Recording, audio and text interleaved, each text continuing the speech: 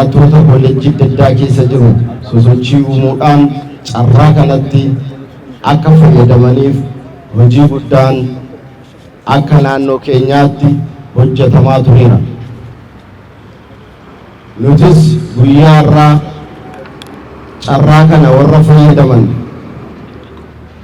carraa kana fayyadamuuf hojii barnootaa kan eegalan leenjii kan fudhachuu eegalan namoota 5,972 yeroo ta'an guyyaa har'aa nama 842 sartifaayi ta'anii ogummaa garaagaraatiin ogummaa barataniin dokumentii harka isaaniitiin kan gaatan asitti galateeffachuu fi sochii kana daran akka inni cimuuf fayyadamaa akka taanuuf sagantaa qophaa'edha.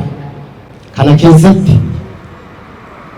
manneen barnootaa magaalaa keenya keessa jiran keessaa barattoonni 516 carraa kanatti fayyadamanii ogummaa kana akka gonfatan taasifamee jira.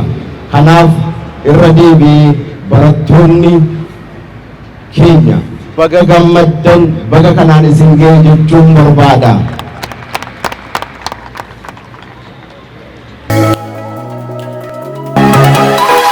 Kodarsiin akkuma sila jedhame Itoophiyaan gara fuulduraatti biyyi keenya gara fuulduraatti karaa teknooloojii, karaa dinagdee, karaa hawaasummaa, tiraansfoormeeshinii taasisuu keessatti ga'ee olaanaa kan qabuu fi inisheetivii jaalatamaa fi kabajamaa looreetii addunyaa kan ta'e muummicha keenyaan Dr. Abiyyiin kan bocamee dargaggoota keenyaa fi dhaloota boruu fayyadamaa gochuu yaadamee kan diriiredha.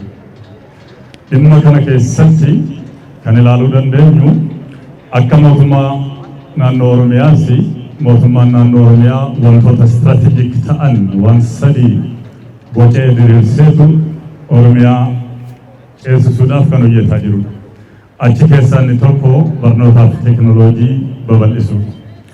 Kanaaf carraa kanarratti barnootaa fi teknooloojii babal'isu keessaa immoo namni kaffaltii guddaa kaffalee kan barachuu danda'u itoo kodarsii kana dargaggoonni keenya bilisaan iddoo jiraatan otoo daangaadhaan yeroodhaan otoo hin daangeffamiin iddoodhaan otoo hin daangeffamiin mana isaanii taa'anii of ga'oomsanii jiruu taanuuf of qopheessuudhaaf carraa kana diriirsuu keenyaa fi maqaa eebbifamtoota keenyaa fi maqaa sagantaa kanaan al tokko muummicha keenya muummicha Itoophiyaa Dr. Abiy Ahmed akkanaa galateeffatanii barbaada.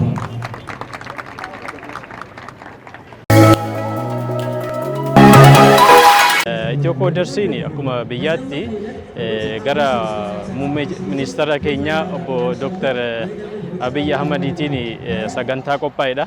Inni kunis kan inni qophaa'ee akkuma addunyaatti biyya keenya biyyoota addunyaa faana hiriirsuu teknooloojiidhaan akka jarri hiriiran akka inni biyya keenya gargaaruuf jedhanii Dr. Abiy muummee ministeera biyya Arab Emirates faana ta'aniit kan jarri walii galtee godhanii biyya keenya akka gara teknooloojiitti akkasiin guddattu carraa hojiitti gara biraatiin carraa hojii uummata keenyaaf uumuudhaa fi sagantaa qophaa'edha waan ta'eef fakkeenyaaf ani mataan kan qo'echaadha hojiin hojjechuu bukeetti amma sagantaa sadiitiin artificial intelligence programmingidhaa fi daatabeeziidhaanis sagantaa kana irratti ji'oota lamman darbaniif hirmaadhee ragaa argachuu danda'een jira jechaadha. Ani maqaan koo Hawwiyyeetuun jedhama.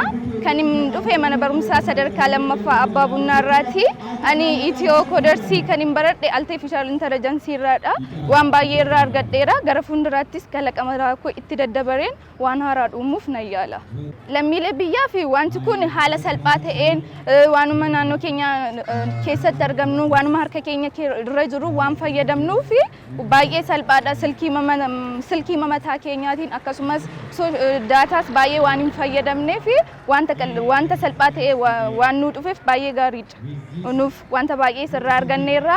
Kana caalaan keessumaa ijoolleen durbootaa carraa kanatti fayyadamtanii waan gaarii otoo hojjettanii haala wanta sooshaal miidiyaa garaagaraa irratti hamma yeroo keenya balleessuun waan akkasii irratti fayyadamne otoo waan akkasii fayyadamne bareedduudha jedhee yaada. Maqaan koo Martaa Heerin jedhama. Kanan dhufe mana barumsaa Gadaa Sadarkaa Tokkoffaa Jimmaraan dhufe. Kanan baradhe Andrawudii Divilooppimentiidha. Karaa fuulduraatti biyya koo guddisuun barbaada. Biyya koo guddisee akka biyyoota guddatanii taasisuun barbaada.